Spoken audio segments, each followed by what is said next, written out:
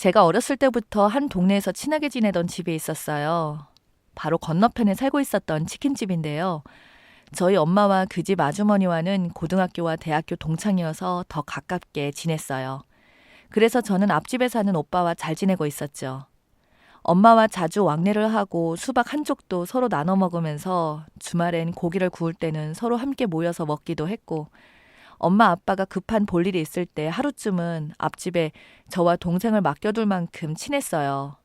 물론 그 집에 오빠와 여동생도 저희 집에서 그 아줌마가 바쁠 때는 저녁을 먹고 가고는 했었죠. 그래서 아빠들끼리 친하게 지내서 가끔씩 낚시 겸 해서 함께 나들이 갈 때도 있었어요. 자연스럽게 그 집과는 친하게 지내는데요. 그러다가 그 아줌마네가 이사를 가게 되었죠. 아줌마는 남달랐던 것 같았어요. 기대도 컸던 터라서 좋은 학군을 찾아 서울로 갔습니다. 그 뒤로 본 적이 없었고 가끔씩 도장 친구들에게 소식을 듣고는 했었죠. 엄마가 듣기로 그 아줌마네 큰아들이었던 오빠가 공부를 잘해서 소문을 익히 들어서 알고 있었어요. 저는 엄마를 통해서 그 오빠의 소식을 들을 때마다 조금 설렜어요. 오빠나 언니가 없던 저에게 어렸을 적에 그 오빠를 참 좋아했었는데 갑작스럽게 이사를 가버리는 바람에 어린 마음에도 무척 서운했어요. 오빠라고 잘 따랐었는데 그런 오빠를 이모가 운영하는 고깃집에서 캐셔 알바를 하고 있었는데 만났어요. 오빠가 학교 친구들이랑 함께 식사하러 왔다고 하더라고요.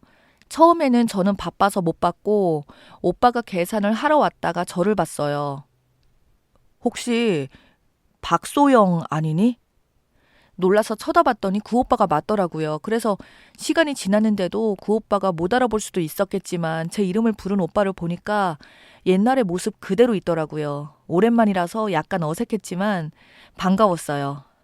야, 너 완전 아가씨 다 되었다. 이제 오빠가 말도 잘 못 붙이겠는걸? 어머니랑 아버지 다들 잘 계시니? 너무 오랜만인데. 오빠네 부모님도 잘 계시고 또 여동생도 많이 컸겠네.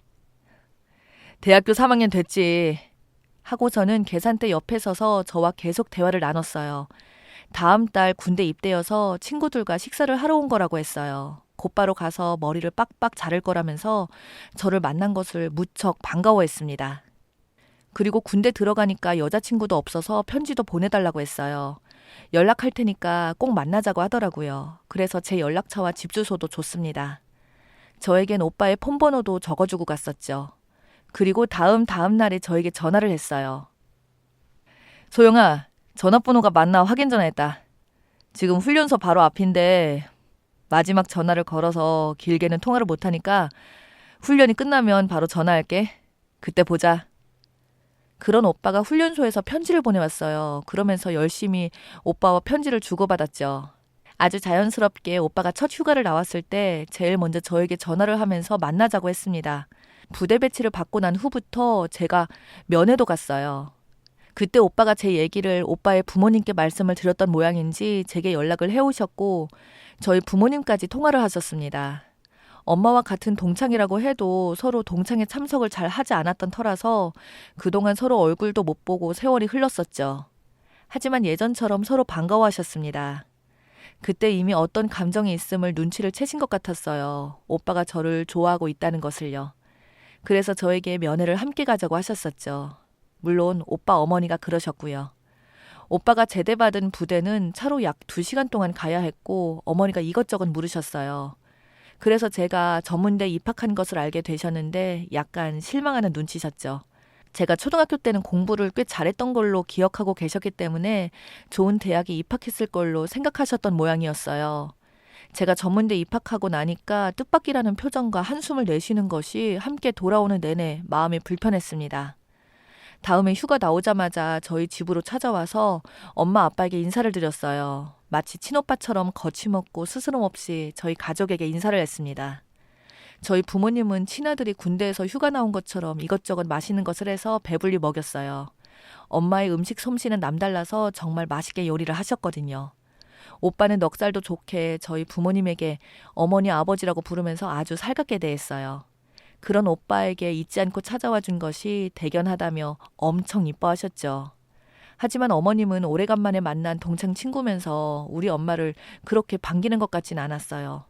자식들 키우고 집안 살림을 하느라고 그동안 동창회에 자주 나오지 않았었던 오빠네 어머니나 저희 엄마도 이젠 자주 동창회에 참석을 한다고 들었지만 따로 만나는 것 같지는 않더라고요. 오빠가 군대에 간 이후로 제 옆에 있으니까 급속도로 가까워졌습니다. 별 말씀은 없으셔서 제 학벌이 마음에 안 드는 것 말고는 오빠 사귀는 것을 반대한다고 생각하지 못했습니다. 그렇지만 막상 오빠가 제대를 하자마자 오빠네 어머니가 저를 불러서 오빠랑 사귀지 말라고 하더군요. 내가 니네 둘이 고만고만 만나서 반가워서 그런가 보다 했는데 절대 사귀는 것은 안 된다. 너도 알다시피 달봉이를 어떻게 키운 자식인데 앞으로 달봉이가 연락을 해도 만나지 마라. 그때 저는 어린 나이에 그런 말이 충격이었어요. 저도 오빠를 무척 좋아하고 있었던 거라서 그 말이 무척 가슴 아프게 들리더라고요. 솔직히 오빠 어머니가 달봉 오빠를 어떤 목표로 키웠는지는 저도 잘 몰라요. 그저 전문대에 들어갔다는 이유로 반대한 것만 같아서 자존심이 매우 상했습니다. 오빠네 어머니가 저에게 으스대듯이 말하는데 반박할 만한 것이 저에겐 없었어요. 한없이 작아져만 갔었죠. 그래서 한동안 오빠를 몰래 연락했었는데 눈치를 챈 오빠가 어머니에게 저와 결혼을 하겠다고 선언했습니다. 아예 못을 박아버리겠다는 심정으로 그랬던 것 같아요. 그래서 오빠네 어머니는 하지 말라고 하면 오히려 반발심을 키울 것 같으니까 일단 간섭하지 않고 있었죠. 학생 신분이긴 했지만 저와 결혼하고 싶다고 저희 부모님에게까지 와서 말했어요. 그런 오빠를 저는 무척이나 좋아했었고 반대하는 어머니를 설득하려고 애를 썼어요. 엄마에게 오빠 어머니가 그랬다네요. 내가 너랑 친구 사이라서 이런 말까지는 안 하려고 했어. 아들 없어서 볼 일이 없으니까. 내 마음을 이해 못할지는 모르겠다만 세상에 전문대 차고 넘쳐. 어디 있든지. 그리고 내가 너에 대해서 찾아봤는데 너도 좋은 집하고 사돈하고 싶지 않겠어? 하필 이런 일이 있냐. 이렇게 되어버린 것은 내 책임 아니다. 분수도 모르는 딸 관리를 잘 단속하지 못한 네 책임이지. 내가 아무리 네 친구라서 무조건 허락할 줄 알았겠지만 아닌 것은 아닌 거야. 그래서 저희 엄마가 그러셨어요. 그래, 네 아들 참 잘났다. 나도 네가 이렇게 우리 딸이 전문대 다닌다고 괄시하고 무시하는 것을 보면서 네 아들과 결혼하라고 하지 않아. 네 아들이 결혼한다고 찾아와서 말한 것뿐이야. 엄마도 무척 자존심이 상해서 한마디 더 해주고 절언을 하고 싶었지만 자식 일이라 어찌 될 수 없는 거라서 딸 가진 집안이 죄인이다 생각하고 참으셨다고 했습니다. 인류 4년제 대학만 입학했었어도 이런 수모를 당하지 않을 테니 말입니다. 엄마는 저에게 그러셨어요. 학벌 운운하는 그런 것들한테 백날 이러니 저러니 말해봤자야. 헤어지던지 네가 더 잘되고 허락해달라고 사정해서 만들던지 할 수밖에. 그때부터 엄마가 저에게 그러셨어요. 이렇게 모진 일 당하지 않으려면 네가 강해지고 성공하면 된다고. 나중에 갑자기 저에게 오빠 어머니가 전화를 해오셨어요. 너 시간을 좀 내서 와야겠다. 내가 집에 친구들 4명을 불러서 점심을 먹을 거거든. 그래서 말인데 네가 궁금하다고 해서 다들 얼굴 좀 보자고 하더라. 달봉이나 네 엄마한테 말하지 말고 조용히 오거라 하시더군요. 다른 말은 없으시던데 조금 어이가 없더라고요. 달봉 오빠와 결혼하는 것이 싫어서 못된 말 한 분이 친구들께 소개시켜주고 싶다니요. 마음이 돌아선 것인가? 아무튼 제 입장에서 거절할 수 없어서 일단 이쁘게 차려입고 꽃을 한아름 사들고 예비 시댁이 갔습니다. 이미 오빠 어머니가 부른 친구분들이 많이 오셔서 시끄럽더라고요. 주방에서는 누가 요리를 하는지 맛있는 냄새가 진동을 하고 있었어요. 문을 열고 오빠 어머니는 저를 보자마자 신경질을 내시더군요. 왜 이렇게 늦게 와? 할 일도 많은데. 얼른 와서 앞치마 두르고 상 차려라. 제가 시댁 거실에 들어서자마자 꽃을 받아들고 대신에 앞치마를 두르게 하다니 친구분들에게 저를 소개했습니다. 얘들아, 얘가 미옥이 딸이야. 내가 불렀다. 미옥이가 음식 솜씨도 좋으니까 얘도 음식을 잘할 거 아니니. 무슨 소개를 이렇게 뚱딴지같이 하는지 정말 웃기더라고요. 다른 친구분들은 그러시더라고요. 어머, 네 아들 여자친구가 미옥이 딸이었구나. 이쁘게도 생겼네. 그래서 제가 친구분들께 인사를 드렸습니다. 어머니는 어서 주방 쪽에 가서 엄마를 도와서 일을 하라고 재촉해서 어리둥절했어요. 어머니께서 등 떠밀어서 주방 쪽으로 가는데 기가 막힌 장면을 봤습니다. 거기에 엄마가 땀을 삐질삐질 흘리시며 혼자서 요리를 하느라 분주하게 움직이시더라고요. 엄마! 하고 불렀어요. 그 말에 놀라서 돌아본 엄마가 앞치마를 두르고 서 있는 저를 보더니 놀라서 소리를 치셨어요. 네가 왜? 얼른 앞치마 벗지 못해? 그러자 재미있다는 듯이 찾아오다 오빠의 어머니가 그랬어요. 조용히 하지 못하니? 아무래도 네 혼자서는 손이 딸릴 것 같아 네 딸을 불렀어. 배고프니까 빨리 상 차려. 완전 하인 부리듯이 막말을 하는데 참을 수가 없었습니다. 그래서 앞치마를 벗어 남친 어머님 얼굴에 던져버리고 엄마 손을 잡고 나가자고 했어요. 엄마, 이런 거지 같은 집에서 얼른 나가요. 그러자 남친 엄마가 뭐? 거지 같은 집? 그래서 제가 그래요, 거지 같은 집. 우리 엄마 아줌마 하녀 아니에요. 일부러 그러신 것 같은데요. 당신 아들이랑 헤어질 테니까 걱정 말아요. 그리고 엄마가 해놓은 음식들을 다 들어서 밖으로 던져버렸어요. 그렇게 저희가 소리를 지르면서 머리채를 잡자 오빠 엄마를 휘두르자 나자빠진 모습이 시원했어요. 나자빠진 남친 엄마에게 엄마가 정신을 차리라고 냉수 한 접시를 가져다 부었어요. 감히 내가 키운 딸을 종처럼 부려먹으려고 불렀니? 누가 내 딸을 너한테 주는데? 이거나 처먹어!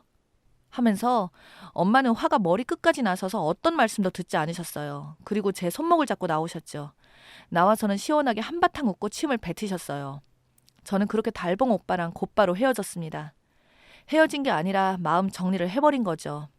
화가 나지만 달봉 오빠는 아니었던 것 같습니다. 끈질기게 저를 찾아다녔지만 소용없는 일이었죠. 저는 곧 4년제 대학교에 편입을 해서 약대 진학 성공을 했습니다. 그때까지도 저를 쫓아다녔어요. 그러던 말던 저는 열심히 했습니다. 저희 부모님이 친아들처럼 대하던 달봉 오빠를 힘들게 찾아와서 타일러 보내고는 했지만 모진말로 막 대하지는 못했어요. 항상 내 주변에서 맴돌기만 할 뿐이었고 최근 마음이 돌아서기를 기다린다고 했었지만 저는 신경 쓰지도 않았어요.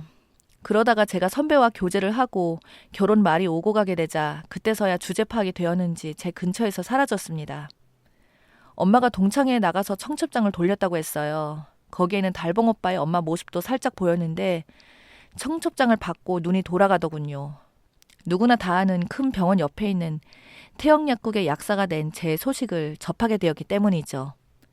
자기 보고 동창 친구 딸인데 자기 아들한테 전문대 나온 딸이 웬 말이냐며 떠벌리고 다니더니 친구들이 오는데 우리 엄마를 친구들 불러다 놓고 주방 도우미 취급했던 사실을 이미 알고 있었는데 거기에 있던 동창 친구들이 수군거렸나 봐요. 미옥이 딸이 전문대 나왔다고 하지 않았니? 둘째 딸인가? 그 말이 맞아 언니. 그럼 뭐야. 전문대 나와서 미옥이 딸 싫다더니. 오히려 미옥이한테는 잘 됐네. 사위도 약사라면서. 세상 알다가도 모를 일이네.